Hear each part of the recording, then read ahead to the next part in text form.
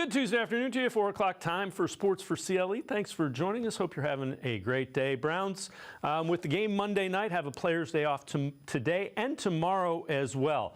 We know Jack Conklin, ACL, MCL surgery, will be out for the entire year. That means fourth-round pick DeJuan Jones will be starting against the Steelers in Pittsburgh. Here's what former NFL offensive lineman Brian Baldinger saw from Jones when he entered the game against the Bengals after Conklin got hurt. Rookie DeJuan Jones entered the Browns offense with 12:13 to go in the second quarter. And when he entered, the offense took off. But you watch him here against Sam Hubbard, Buckeye on Buckeye. You could drive a Ford 150 right between that separation. That's the biggest wingspan in the NFL, and he knows how to use it. And he showed up like he was a seasoned vet. In fact, he looked fast. Can a 380-pound man look fast? He sure does. Like Elijah Moore thought so. He cut back, changed directions, had a big chunk. But you watch this right here. This is play action. Like here he is blocking DJ Reader. These are two big people. The ground shakes. There's tremors right there when they go at it, right? But watch this little shot right to the throat. Bam. Look who's winning that battle right there. That's 750 pounds. Deshaun Watson make the throw. All right, now you get this. What does this feel like if you're Sam Hubbard? Like Sam Hubbard is a good player, a great player. Like really, like been to Super Bowls and AFC championship games. But when Big Thanos sits on you like that, what can you do? Like, you just like, man, is that a bad dream or what? And then Chubb started going right. The outside zone. They're getting guys on skates right here. Chubb's like, little cut, right to the free safety. Bam, nobody wants to feel that. Then you get this right here. You get this like, you know, I said he's like a Pacific manta. His wingspan is so big. Like here he is just swimming through the waters of Cleveland's lake right there. Just taking Logan Wilson and just running him just to the other side of the field. And there goes Chubb, right? Look at him. Watch him. He runs him from one side of Cleveland to the other side. Like there he is. Right off the screen. Big Thanos. Excellent debut yesterday. And Joe Thomas, Hall of Fame left tackle for the Browns, agrees. He gives a seal of approval for what Brian Baldinger had to say about the rookie DeJuan Jones. Let's welcome in Mary Kay Cabot, Browns beat reporter for the Plain Dealer, as well as cleveland.com. Mary Kay, again, fourth-round pick. It's not an ideal situation, but he's played very well. Yeah, you know, he's really worked hard this offseason. From the minute I first, watched him over there on the sidelines on the very first day of rookie camp, really struggling to get through that practice and throwing up on the sidelines over there. He's come so far. And look, you know, now he's just got to put on the big boy pants and get out there and start his first NFL game where he's going to see a lot of TJ Watt, the 2021 NFL Defensive Player of the Year. So he probably will have some growing pains, but I'll tell you what, they are really onto something here with DeJuan Jones. Yeah, you saw it there, you know, the feet movement, and he just, against guys that are, you know, bona fide NFL linemen and he just looks so much bigger than the guys he's going against. Well, he is definitely bigger, and there's no question about that. There, you know, someone, Hayden Grove, actually, I think it was, snapped a picture of me when I was walking over to do a one-on-one interview, walking kind of alongside DeJuan Jones, and I figured out yesterday he weighs almost 300 more pounds. not quite, but he is a significantly larger human being than I am. We'll say that much. But he's larger than almost anybody. I mean, he is the biggest player on the Cleveland Browns. And but you know, bigger isn't always better in every single situation. So he's got to learn how to use his size, and he's also got to be able to figure out what guys are doing to him that aren't as big as him.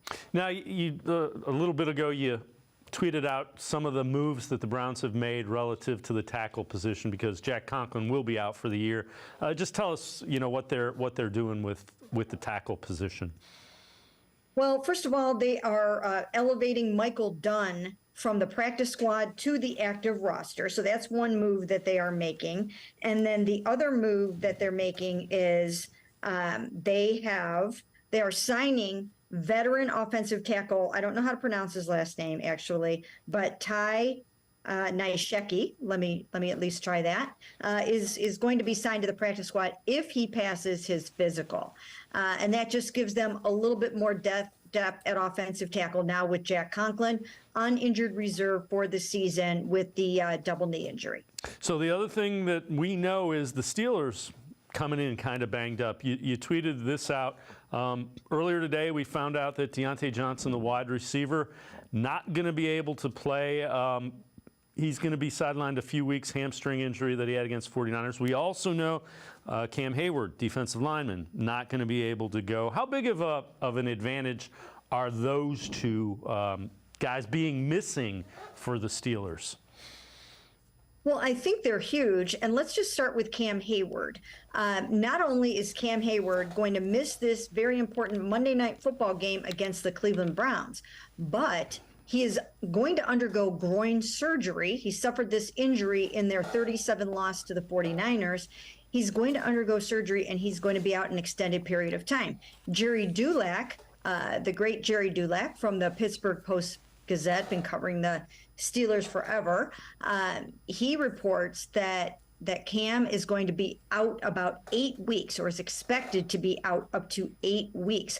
Well, that's huge for the Steelers. That is an enormous blow to them. I was likening it a bit earlier to the Browns losing sort of like a Zadarius Smith. That's how good Cam Hayward is. He's a perennial Pro Bowler. He is a perennial nemesis of the Cleveland Browns.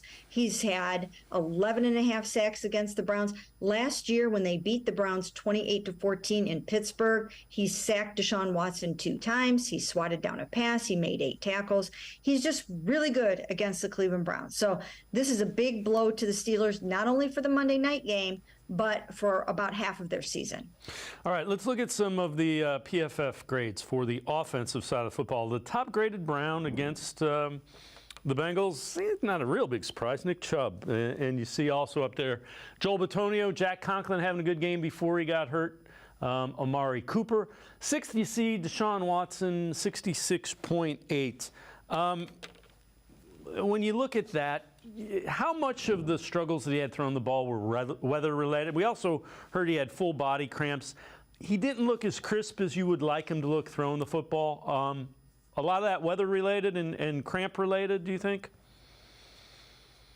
Yeah, I'm going to give him mostly a pass for this game because of the weather, because of the wet ball. Now, if Joe Burrow had been out there slinging it around and he was completing passes left and right, and Deshaun Watson couldn't do that, then we would be saying that, oh, Deshaun can't play in weather where other quarterbacks can. But lo and behold, both quarterbacks really struggled in this game. So I'm going to attribute it mightily to the rain. He did the same thing. So did Kevin Stefanski. I heard Deshaun saying on a podcast that he tried to grip the ball too hard. So he kind of overcompensated for it slipping out of his hand.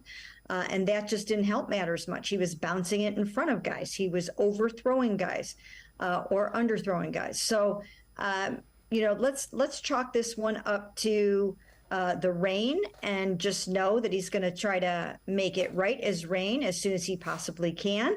And hopefully for him, that will happen Monday night against the Steelers. All right, let's take a look at some of the defensive grades. And, obviously the defense had a great day. Delpit, the top graded. Zadarius Smith also above 90. Myles Garrett right near 90. Greg Newsome also grading out highly. Shelby Harris. For you, what was the most impressive part of that defense?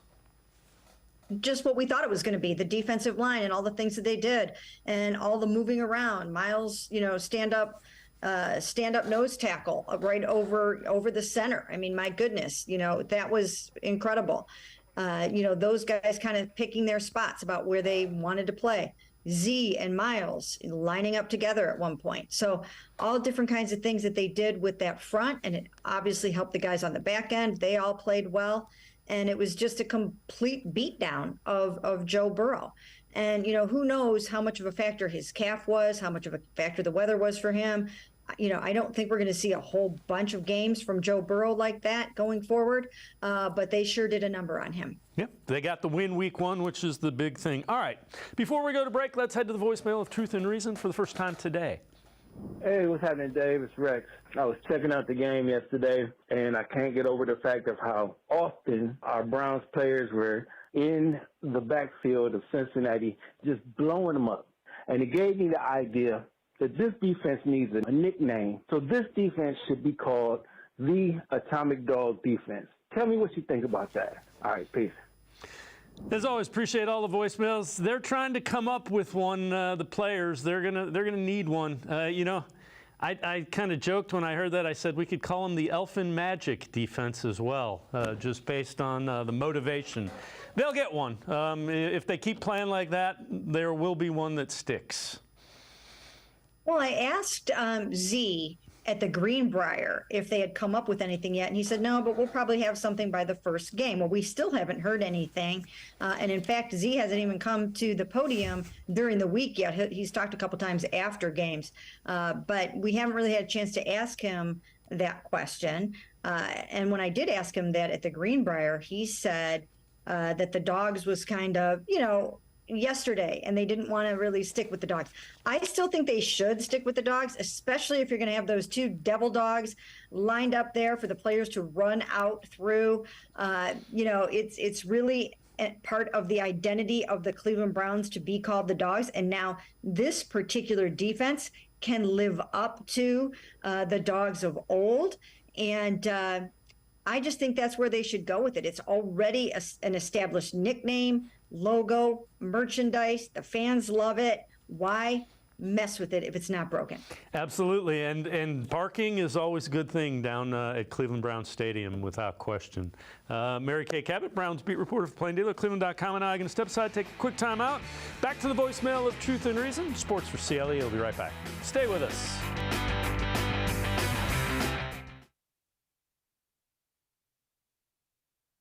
Come back to go forward. Back to learning new things. Back to pursuing your dreams. Tri-C has flexible learning options to fit your life. And every year, more than 1,000 local companies provide Tri-C students with real-world learning.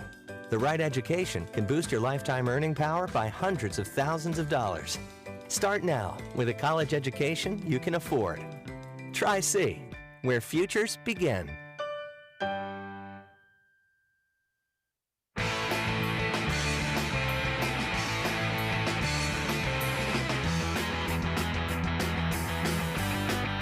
We continue talking Browns with Mary Kay Cabot, Browns beat reporter for the Plain Dealer, cleveland.com. Let's head back to the voicemail of Truth and Reason. Hi, my name is Chris from Naples, Florida. I just want to say that the Browns fever is unbelievable down here in Naples. My comment is this. A gentleman called the other day about Kevin Stefanski, and I feel pretty much the same way as he does. I'm afraid that he's going to be going for it on 4th and 3, 4th and 4. Now, I understand last year the defense wasn't as good. He was trying to make up for those, but I have a problem the way he manages the clock and the way he calls a game. I want to see the ball go deep. You've got these guys that go deep, and I want to see that happen. Have a great day, and go Browns.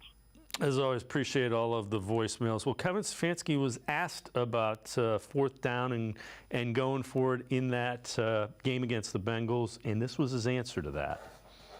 Are you reassessing your 4th down decisions? That was for the old timers, Tony. I was thinking about you in the moment. Yeah, I think every game calls for, a different game plan. You take everything into account. I liked how our defense was playing. But that's really totally game by game, those type of decisions. Mary Kay, when you listen to that, I think the fact that you have a quarterback and an offense that you think can be explosive figures into it as well. Yeah, all of that figures into it. And, I think it'll be a game-by-game basis. It will be situationally based. Some of it will have to do with analytics because they rely heavily on that. But just always know that this is a team that's always going to be aggressive. They're always going to go for it. We know what Kevin Stefanski's philosophy is when it comes to those kinds of things. He's always going to go for the jugular, or most of the time. And I just don't think that's going to change anytime soon. Well, another guy that played well, everybody in that defense really, but MJ Emerson, second-year guy, continued to do very well. And you look at it, targeted 6 times, allowed just 1 catch, 6 yards. Emerson talked about Jim Schwartz's coaching style and the cornerbacks on this Browns roster. His coach style, it's a tough brand football, man. I feel like he brings the best out of his players, and he knows what to say. He knows how to bring the team along and just make everybody come together as a unit and go to war for him. So it's easy to go play for a DC like that, man. He coaches everybody the same. He just pushes us and motivates us every day. So I'm thankful to have him, and thankful for him to trust us. DBs, just the whole secondary, just called a great game that he did and let us, have fun and do what we do best. Honestly, I feel like we have the best trio in the world in our cornerbacks, and I feel like we just have to keep improving every day and just keep building, because I feel like our ceiling, I feel like we don't have a ceiling, honestly. I feel like we started all right, and we just got to keep making positive steps, just one play at a time. Mary Kay, you want your defensive backs, your cornerbacks, to believe that. That you better be confident if you're playing that position.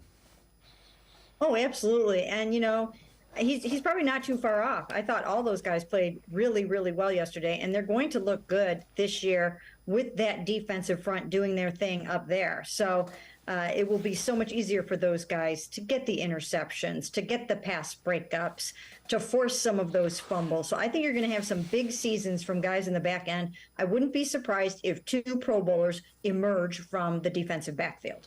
The other thing that we have kind of glossed over, everybody's talking about Jim Schwartz's defense.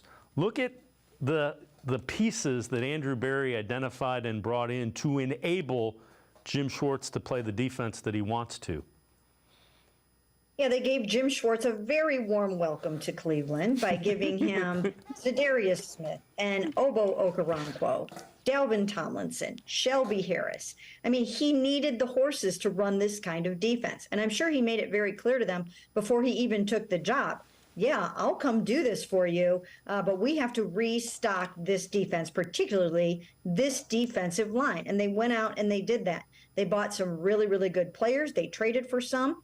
They signed a few, drafted some, and just, really came up with a dominant defensive line that you saw so many different things from. 5 down linemen. We've talked about this already.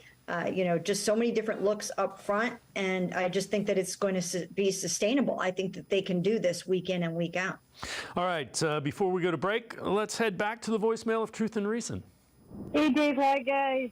This is Danielle. I'm really grateful we won the game. We found a way to win. I think that Watson was a good, productive quarterback. He does have to work a little bit more, but good to see Watson clicking with the guys. Great to see our defense. Now we just got to see our offense get together and mesh with everyone else. And I'm glad we got D-Hop. We finally got a good kicker, so I'm happy. And hopefully we can beat the Steelers and the Ravens. So I think if we just all keep our head down and just do our jobs, I think we could do something. And hopefully, we can at least win the division and go from there. Woo-hoo! What do you guys think? All right, love you guys. Bye.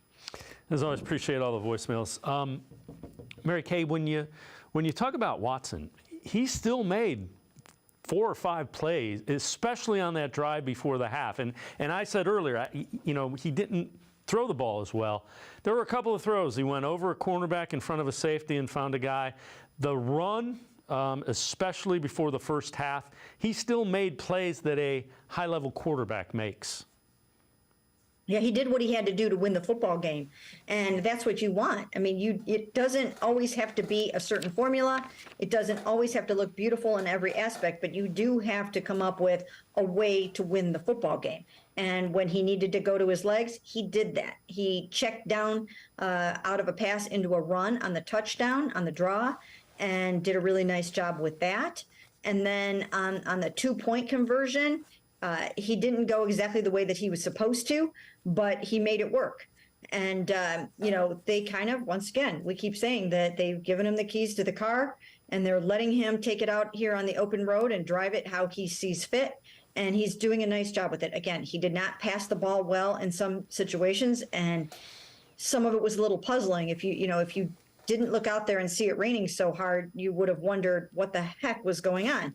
But like I said, it's okay to go ahead and pass this one off to just the rain and the weather and the elements, and know that, that's not what we see every day in practice.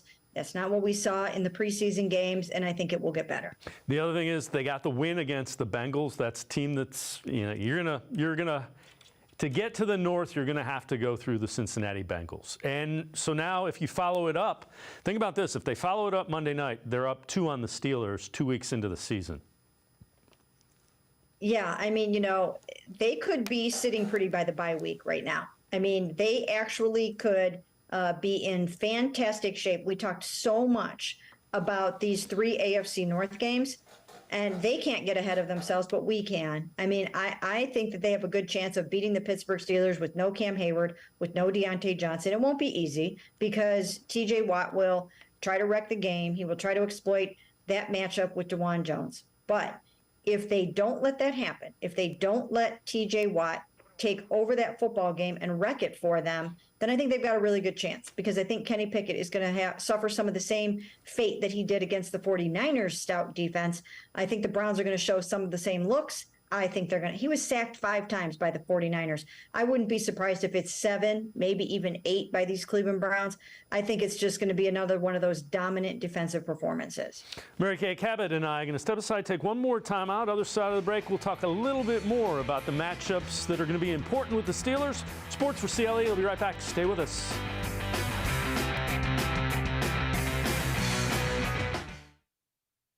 Come back to Go Forward. Back to learning new things. Back to pursuing your dreams. Tri-C has flexible learning options to fit your life. And every year, more than 1,000 local companies provide Tri-C students with real-world learning. The right education can boost your lifetime earning power by hundreds of thousands of dollars. Start now with a college education you can afford. Tri-C, where futures begin.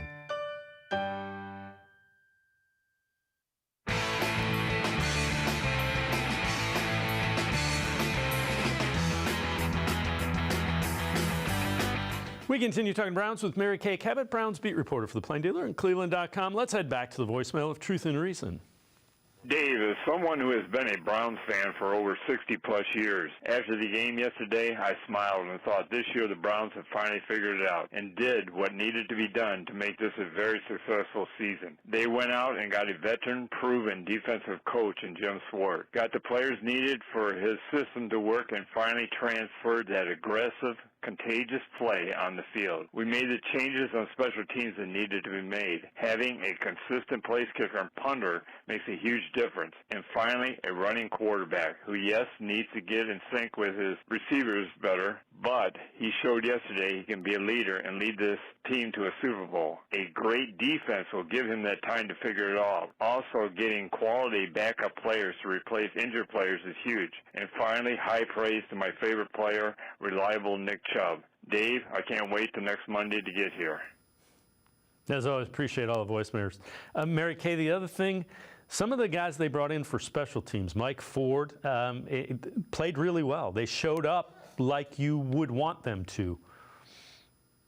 They really did. And, these were the 2 problem areas last year, surprisingly defense, and then also special teams. And I think you're going to see both units playing so much better this year, and it's going to make a huge difference in terms of field position, in terms of takeaways, in terms of everything that you need to do in those 2 areas. And now they will have, the quarterback to go along with it. So, I think the future looks bright for this season. In my preview column, I stated that I thought they would win 11 games, go 11-6, make the playoffs either by winning the AFC North or as a wild card. And then I said they should at least challenge for the AFC Championship game. Not sure they'll get there, not sure they'll win it, but I think that they should be flirting with the AFC Championship game.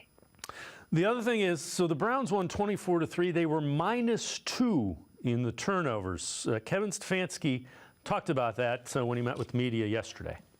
Yeah, being -2 is not a way to consistently win. So we have to take care of the ball offensively, and we know that. And I think there was 2 good learning plays there. Obviously, the ball got tipped on the interception. They fumble. We got to have 2 hands on the ball in the pile like that. But we'll always stress ball security because it's hard to win when you're -2. And it's something like 78% when you are that far that you lose the game. That's how good the defense was. But this defense, you got to believe. Joe Burrow's an elite quarterback. Look at what they did to him. Somebody that isn't quite as elite, let's see what the defensive line does to them. Yeah, you absolutely don't want to be turning the ball over like that. But as you mentioned, the defense just bailed them out both times after those takeaways. And, this defense forced them to punt 7 straight times to open the game. That's a club record for the Bengals. And 5 of those were 3 and outs. I mean, it was just a dominant defensive performance by any measure. And I think that you're going to see more of those. All right, before I let you go, what do you think some key matchups are for the Browns-Steelers game coming up Monday night? Well, I would say, number one, we will be looking at T.J. Watt versus DeJuan Jones. That's one of the first things that you're going to want to look at. He's really going to have to be able to to hold off TJ and not let him wreck the game. So that's number one. I think you want Nick Chubb to come out against a really good stout run defense and be able to run the ball to keep everything else viable, the play action and all the other things that Deshaun Watson wants to do. I think it's time for Elijah Moore to get rolling against that defense. That's something that, you really want to see. They have so many plans for him and so many things that he can do. So, you're going to want to see Deshaun try to get the ball into his hands a little bit more. But I think the number one thing to watch is TJ versus DeJuan. And then, of course, Myles Garrett versus their offensive line. And you just can't pick one guy because they're going to move him all over the place like they did in this past game. So everybody on that offensive line has got to be ready for Myles. The other thing you figure, Steelers will be a little bit desperate because they lost week 1. And do you think they try to run the ball a little bit more than the Bengals did? They might, but I think the Browns' run defense is so much better than it was before. So if they really try to do that, which they might try to do that to keep, Kenny Pickett from getting just drilled time and time and time again. If they can run the ball, then I'm sure they'll try to do it. But I don't think it's going to be very easy. The other thing is you have to believe Jim Schwartz will come up with all kinds of different looks for Kenny Pickett. The Bengals were having trouble deciding who was coming and who was dropping. He's going to make it even more complicated for a guy that hasn't been in the league very long. Oh, there's no question about it. I mean, they're going to try so hard to confuse him, to cross him up. And I'm sure those guys are going to try to just come up with some things that they feel that they can do well. But, he's going to have to try to get rid of the ball quickly. Even that's not going to be easy. I just see the Browns going out and dominating again on defense and winning this football game. All right, before I let you go, the guy that is a big play wide receiving threat, George Pickens, who do you think matches up with the Browns secondary with him? Maybe Martin Emerson. We talked to Martin yesterday, and he was looking forward to the matchup. And, I suppose that would be, definitely one to watch. And again, as we had mentioned before, now they don't have Deontay Johnson out there, or probably won't have him. So that's not going to help matters for them very much. I'm sure Pat Freiermuth is someone to really keep an eye on as well. So, so many places, so many storylines, so many intriguing ways to go with this game. But I have a feeling the name of the game is going to be this Browns defense again. Mary Kay Cabot, Browns beat reporter for the Plain Dealer, cleveland.com. As always, great stuff. Thanks so much for the time and the insight. Appreciate it very much, Mary Kay. Thanks for having me. Mary Kay Cabot. Make sure you check her out. Best Browns coverage, cleveland.com, as well as the Plain Dealer. We're going to step aside, take a quick time out. We continue talking Browns Fred Greetham, senior analyst for the Orange and Brown Report, straight ahead. Stay with us on Sports for CLE. Come back to go forward. Back to learning new things. Back to pursuing your dreams. Tri-C has flexible learning options to fit your life. And every year, more than 1,000 local companies provide Tri-C students with real-world learning. The right education can boost your lifetime earning power by hundreds of thousands of dollars. Start now with a college education you can afford. Tri-C, where futures begin.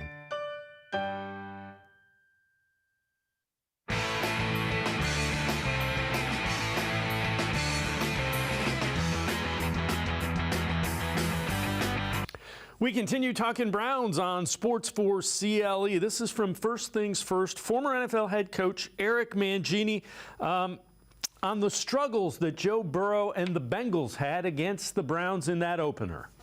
He didn't have much practice with the group.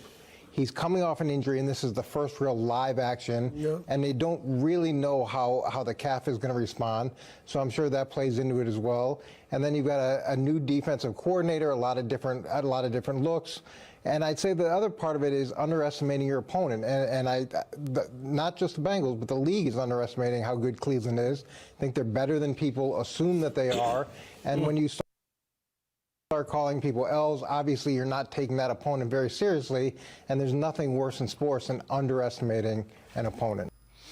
With that, let's welcome in Fred Greetham from the Orange and Brown Report, senior analyst. Fred, you've seen a lot of Browns football.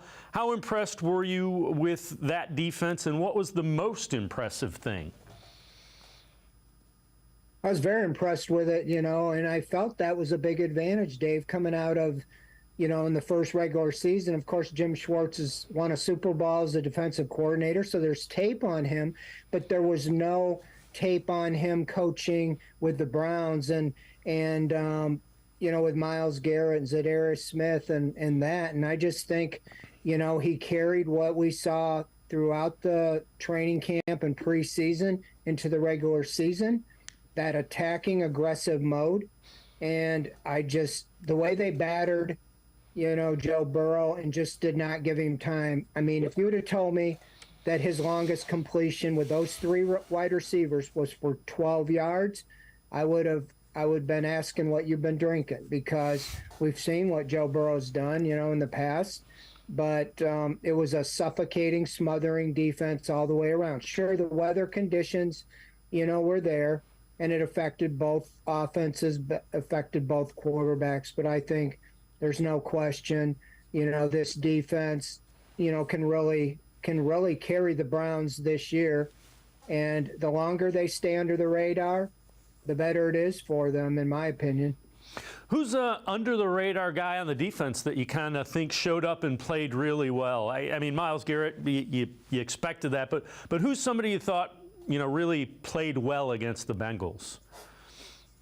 Grant Delpit stood out. I mean, I don't know if you call him under the radar, but second-round pick, but he really has started slowly, the last couple years. He came on in the second half of last season, but I thought he really came out of the gate and had a good game.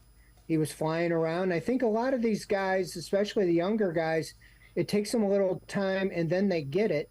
And when they can play free and let their athleticism shine, and JOK, I mean, you could see him in his first couple years a little hesitant.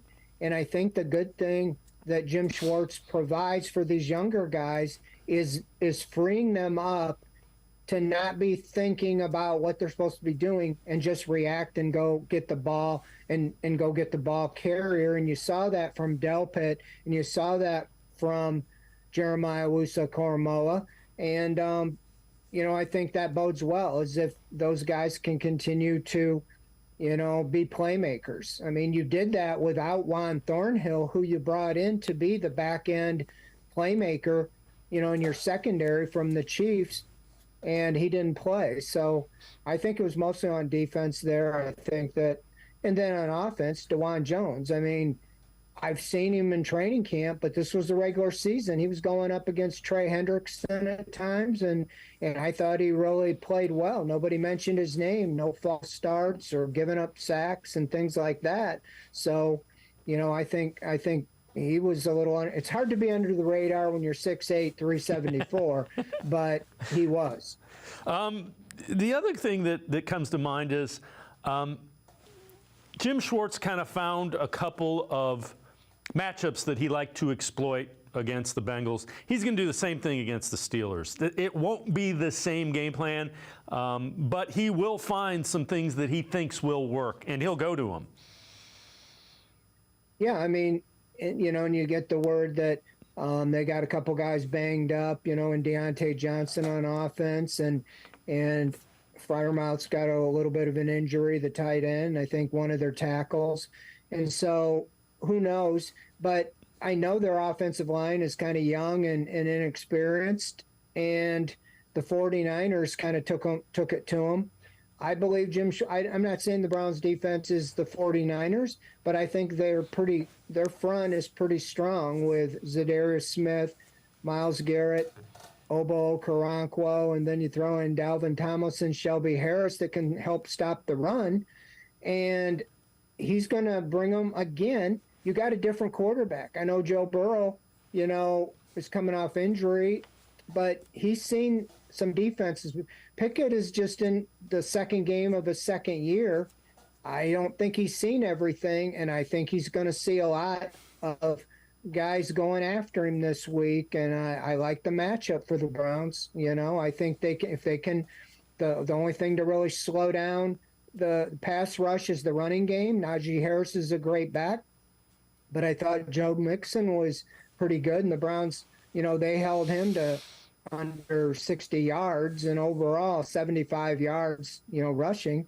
You'd sign up for that in a day if that's what you can do with the Steelers. So, I mean, the biggest thing going over there is it's in reverse of what the Bengals, when they face the Browns, they seem to just have trouble coming into Cleveland. Browns have had trouble going into Pittsburgh. I mean, it's been a horror show over there. Other than that playoff game, that was, like they were shot out of the cannon that game, but the rest of the games have been not very well.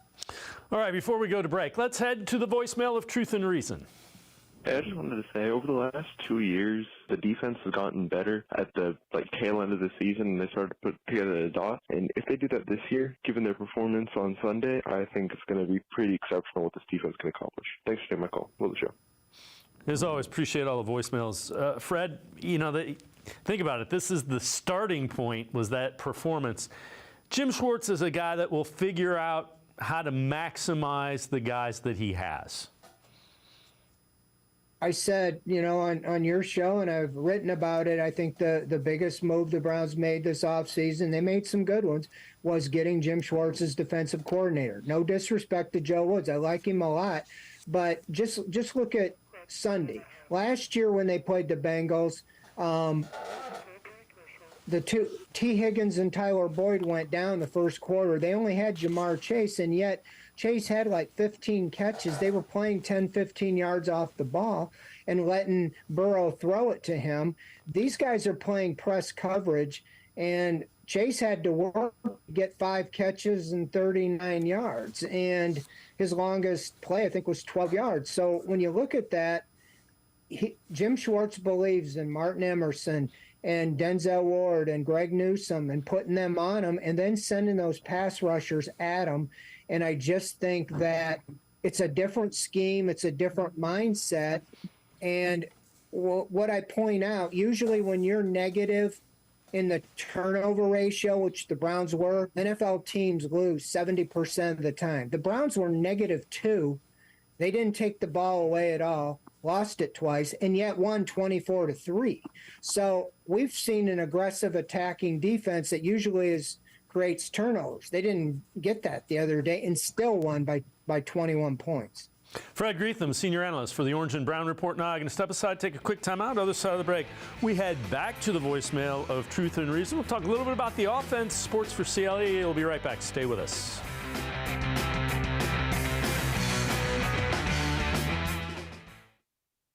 Come back to Go Forward. Back to learning new things. Back to pursuing your dreams. Tri-C has flexible learning options to fit your life. And every year, more than 1,000 local companies provide Tri-C students with real-world learning. The right education can boost your lifetime earning power by hundreds of thousands of dollars. Start now with a college education you can afford.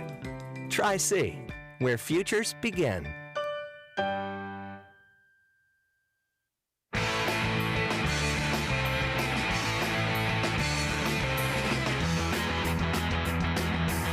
We continue talking Browns with Fred Greetham, senior analyst for the Orange and Brown Report.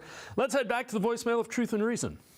Well, Dave, this is Ernie from Virginia calling you again. First time this year. Great game yesterday. It's always fantastic to get a win, especially on the first game of the season. I only have one suggestion for Coach Stefanski. I think I would be wetting the ball down for every practice that Deshaun Watson is in, because he's going to definitely need to get used to throwing a wet ball while up in Cleveland. That's all I had to say. Go Browns. Woof.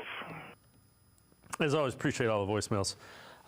Fred, the weather, nobody expected it to rain like that. And the other thing we found out is he was getting full body cramps. So those are two things. Having said that, how concerned are you with Watson?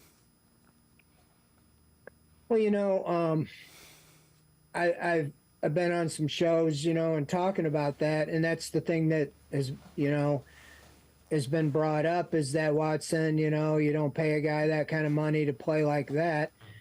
You win 24-3, and he outperformed the guy who's got $275 million. I mean, you know, look at what Burrow did, and you're like, this is the highest paid athlete ever in pro sports. I mean, I'd want a little of my money back for that, and everybody's making excuses for him, and I get that, but okay, it's the first game. I'm more concerned is if he's playing like that as the season goes on. I saw him play pretty well in the preseason. I saw him really throw the ball, you know, in training camp from day one. I think he's going to be fine. But the one thing that he has is that he has his legs.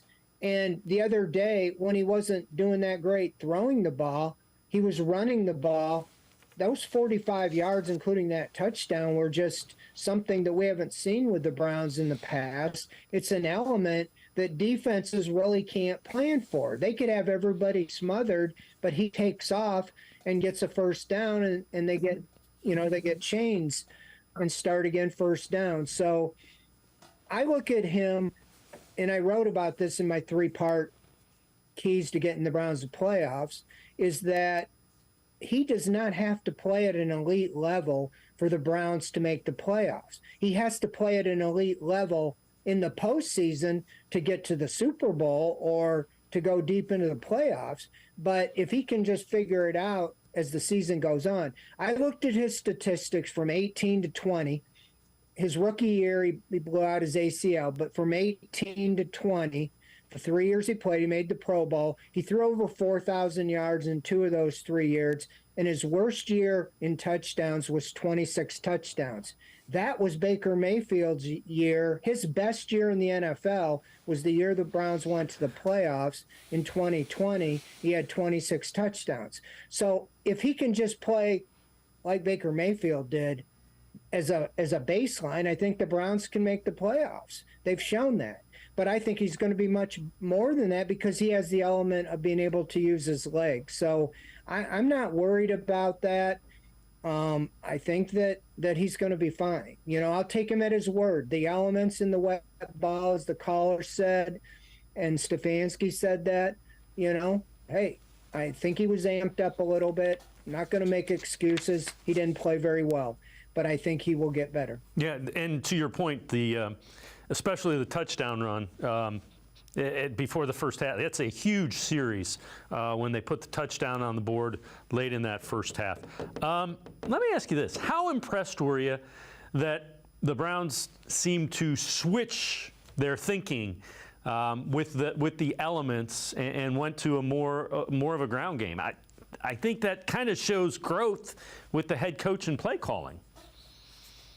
Yeah, absolutely. I mean, there was some concern. Stefanski had the best year coaching Mayfield, in 2020. Then we know his injury and what happened. But he also had Jacoby Brissett had the best year of his career last year. And, like I said, I think that he is going to work with Watson's strengths, but he's also got number 24 back there, Nick Chubb. My biggest concern was getting him the ball more in the passing game, and he caught the most passes. He had 4 catches, and you add that element as well as rushing for over 100 yards. They rushed for 206 yards. I mean, that travels well. And even if you're not having the best day throwing the ball, you always can run the ball. And to just, sometimes we've seen in the past coaches be stubborn and say, well, I'm going to throw the ball even if it's not working.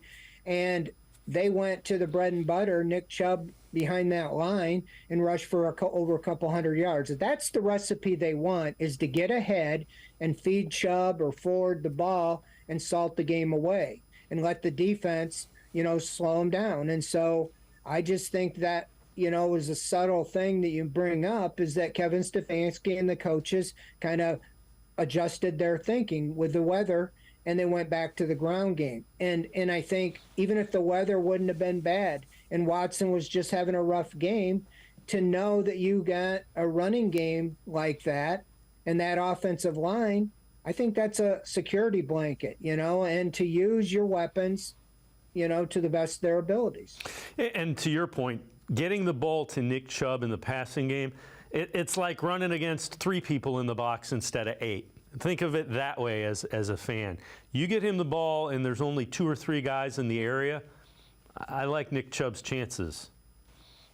Well, yeah, the matchups with the Amari Cooper, Elijah Moore, David Njoku, Marquise Goodwin, all those guys, Peoples-Jones, you spread them all out and you have Chubb out in the flat or underneath a dump-off safety valve. He's got to be matched up maybe against the 4th, 5th, 6th defender out there, whether it's a linebacker or a safety. I like my chances one-on-one, Nick Chubb, with any of those guys. And, oh, well, if he's bottled up, number 4 takes off and picks up a first down and lives for another day. So I think that's what they ideally want to do, is spread everybody out and then get those one-on-one matchups, and whoever, is the best matchup, get them the ball. But I take my chances all day getting the ball to 24 out in the flat or, by the line. And then all he has to do is beat one guy. He's going to probably pick up as much as he does running the ball. All right, before we go to break, you kind of alluded to this. You had a couple of steps, I think it was 3 steps to get back to the playoffs. What do you think the Browns need to continue to improve on if they're going to get back to where they want to be, which is the playoffs? Well, I think, you really, the old thing of just running the ball and playing good defense, you do have to be able to have an explosive passing game. The other day they had less yardage, 154 yards passing, than they averaged last year, which was a poor passing year. They talked about wanting to have explosive plays. Their most explosive play, I think, was 33 yards to Elijah Moore. They have to get that. They have to get that into the repertoire, being able to cover a lot of ground in short periods of time and get better in the red zone. That was areas they struggled. I think the defense will be fine, but I do think that, yes, the passing game overall, and it starts with Deshaun Watson. We know he can run. You have a running game. You're going to have to be able to spread these teams out and get the ball to your playmakers out there and hit them in open spaces. Fred Greetham from the Orange and Brown Report. Now I'm going to step aside, take one more time out. Other side of the break, we'll get some national takeaways from that Browns-Bengals game. We'll also talk a little bit about the matchup with the Steelers coming up Monday night. Sports for CLE. I'll be right back. Stay with us.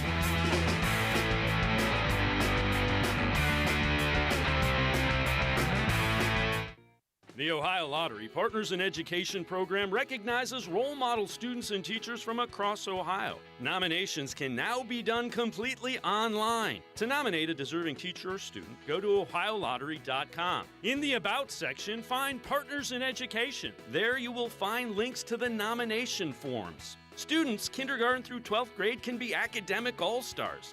Teachers can be honored as a Teacher of the Month. The Ohio Lottery Partners in Education, where stars shine. The Greater Cleveland Sports Hall of Fame celebrates the star athletes and notable sports figures who were born or have made their home in Greater Cleveland. It tells the story of discipline, commitment, perseverance, sportsmanship, and excellence in achievement. It encourages and inspires those who believe in sport and its direct impact on the well-being of our community. Go to clevelandsportshall.com or follow us on Twitter at GCLE Sports HOF for more details.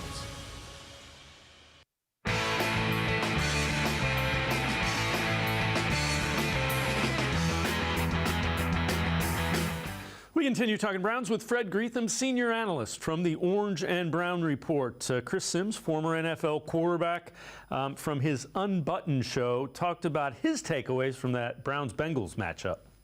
The run game of the Cleveland Browns and the defense of the Cleveland Browns, with a scramble from Deshaun and one or two good throws on a sloppy day. But really the defense was the story. You know, the Bengals had no answer. First off, disappointing the way their offensive line looked. You know, again, you just go, man, they're going to be better this year, right? They got Orlando Brown. Things should be better. And Zadarius Smith and Myles Garrett looked like they were in the backfield a ton. Yeah, it's a rebuilt defensive line a little bit. It is. For Dalvin Tomlinson there in the middle, certainly. Maybe one that I didn't give enough credit for. And then, hey, the two corners on the outside, they look like they played really good football. Newsome and Denzel Ward today. I mean, we never saw Burrow or that offense get in any rhythm or look even remotely good. Burrow, the ball slipped out of his hands a bunch. You know, he threw some wobblers. That happened to Watson, too, but it really happened to Burrow. He was wearing a glove by the end of it. He had to put the glove on. I was like, oh, Chris is not going to he hates glove guys. Well, when it rains like that, you got to do whatever you can to figure that out. No, you would never put a glove on. I wouldn't have. No, I'm not. I never would have. You have more pride. You have too much pride. With the glove, actually, I'd be worried about it. Like, once that gets wet, the ball becomes even more slippery, right? Fred, when you look at it, the Bengals' offensive line, I don't know if you got this sense, they looked confused. They had no idea who was coming, who was going, and that's kind of the way Jim Schwartz wants it. Yeah, I mean, I've seen clips with at our site. Jake Burns does a great job breaking down film, and he showed that one with Miles right over the center, swagging back and forth, and they didn't know if he was going to go left or right, and he went and he ran right by the center, and it's like Schwartz is going to do that, and he's not going to relent. That's why they have a deep group. They've drafted two kids, a defensive tackle in the 3rd round, a 4th round, and they were inactive. So the Browns are finally developing guys, and they don't need them right away. And so they got waves of players that they're running in and out. And I just think that, there's no reason that will slow down. I don't know as much about the Steelers' offensive line, but I haven't heard as many of the names with them that I did with the Bengals. They went out and got Orlando Brown, and they moved their left tackle, Jonah Williams, over to the right side, and they had some other veteran, presence in there. And yet the Browns, they knocked Burrow down like 10 times. They only had 2 sacks, but they pressured him and hit him, 10 times. And so he had to get rid of it. Part of it was he had to get rid of it so quick before he wanted to, why his longest completion was only 12 yards. All right, let's head back to the voicemail of Truth and Reason. Hi, Steve Lannon down in Virginia. I was watching some of the national sports shows Monday morning, and I was surprised. Other than Chris Sims giving credit to the Browns defense, pretty much everyone else said the poor showing was strictly due to the injury to the calf and on Cincinnati's side. So I found that very interesting. Anyway, love the show. Take care. As always, appreciate all the voicemails. Fred, again, it's what Jamar Chase said, that some of the national people are thinking Cleveland is Cleveland, and that's fine. It's up to the players to change that perception. Yeah, I mean, it's just, when you look at the thing, they all played in the same elements. But as far as, I think there's just a national narrative that the Browns they'll always find a way to be bad. And I think it works to their advantage. It motivates the players. And sometimes you start thinking that you're really a lot better than you are. We've seen it here where there was a lot of press clippings. I mean, the year they got Freddie Kitchens had Odell Beckham and all that, and you thought, boy, this is going to be wide open. They're going to take off after that, playoff run and, or I guess that was prior to the playoff. But as far as just there was a lot of hype, and then the year they didn't have much fanfare, they had their best year. And then the last couple of years, there was higher expectations, and they didn't come through. This year, I know what this team has done on the roster. They have assembled a really strong roster, and now they have to do it. But I just think that, nationally, there's just been not a lot of credit. I would take this roster over a lot of the teams that are being talked about as Super Bowl contenders, just between you and me right now. Yeah, I see the merit of it, and I think Andrew Berry's done a nice job. But to your point, they got to go out and do it on the field. What do you think of some of the offensive scheme and some of the wrinkles that we saw? There's some intriguing things that I think they're going to unveil when able to. The weather kind of put a damper on that on Sunday, I think. Yeah, I think they forced a couple of those, that Nick Chubb took the snap and pitched it to Watson. He that one, I think he overthrew. I still think Goodwin might have been able to come down with it, but it was into double coverage. I think they, been working on that. There's other things I've seen them work on that we're not allowed really to report that you're going to see. But, I think in better weather conditions, you might have seen other things. But when what you have is working, like I said, the ground game and playing strong defense. They were in a game the other day, they were in control. They didn't have to play from behind and maybe pull out everything that you will see in coming weeks and so forth. So, we're kind of picking. We have to pick at different things and look at things, and you end up winning 24-3 against a team that is considered to be a Super Bowl favorite, from the AFC. So I think it's a lot of good things to say out of that. But I do think the offense, no question, was sub-optimal. They talked about wanting to produce fireworks, and you saw the fireworks, in my opinion, from the defense, and that's okay. Defense can win you games, keep you in games, but as far as I think you're going to see more, and you're going to see Marquise Goodwin used a little more, stretching the field. Was a good sign. He comes back from the blood clots, and he got behind the defenders. The second one was underthrown. If Watson lays it out there, it's a touchdown. So, I think there's a lot of upside here. Let's turn our attention to the Monday night matchup. What do you think some of the key matchups against the Steelers will end up being? Well, I think that it starts with T.J. Watt against DeJuan Jones. I mean, James Hudson had to go against him, last year and the year before when he was filling in for Conklin, and Watt kind of ate his lunch. There might be a reason that Jones is going to play right tackle, but it will be his first start. It will be intriguing to see how he does. I do think the loss of Cameron Hayward, if you remember last year when Watt went down, he missed 6-7 games, and it was kind of remarkable that he came back as soon as he did. But the Steelers really struggled. I have to think with Cameron Hayward out that they will struggle a little bit because you can afford to maybe double team Watt a little more and to slow him down without Cameron Hayward up the middle. So I think that's a big matchup, see how DeJuan Jones does. But I think more than anything, it also starts with the running game. Nick Chubb against that Steeler, front. But number 4, Deshaun Watson, he's got to play better than he did against the Bengals. But all in all, I think the matchup favors the Browns. I think the Steelers have a good defense. The Browns have a good defense. But I like the Browns' defense against Kenny Pickett more so than the Steelers' defense necessarily against Deshaun Watson. So I just think that that's what it'll come down to. But I think if the defense can even be remotely close to what they were against the Bengals, I think that will keep the Steelers in check and allow the offense to have to be able to score enough points to win the game. Fred Greetham, senior analyst for the Orange and Brown Report, as always. Great stuff. Appreciate the time and the insight. Thanks very much, Fred. You're welcome. Always a pleasure, Dave. Thanks for having me. Fred Greetham, make sure you check him out. Great stuff. He is the senior analyst for the Orange and Brown Report. It's going to do it for this edition of Sports for CLE. We will see you back here tomorrow at 4 o'clock. Have a great night, everybody. See you tomorrow at 4 on Sports for CLE.